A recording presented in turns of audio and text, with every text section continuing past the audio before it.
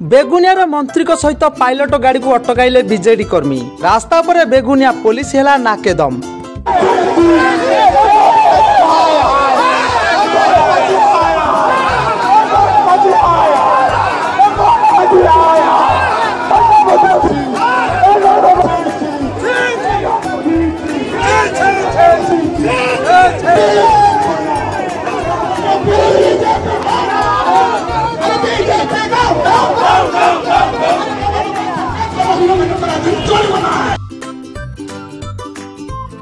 गोटेपटे मार्च 5 तारिख को बीजेपी सरकार पंचायत राज दिवस भाव पालन न करने निष्पत्ति नहीं बेले राज्य में बीजेडी यह विरोध कर जोरदार प्रतिवाद करिछि।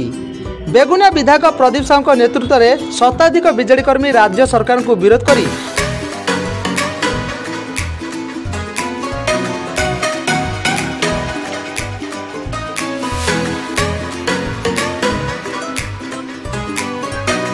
जातीय राजपथ में जाउथबा समय सही रास्तार जंगल विभाग मंत्री जाउथिले। तबे बीजेडी कर्मी मंत्री को विरोध करने सहित राज्य सरकार को मध्य विरोध करथिले, जहा फल किछि समय पई मंत्री को पायलट गाड़ी सहित मंत्री मध्य अटकी रहिथिले।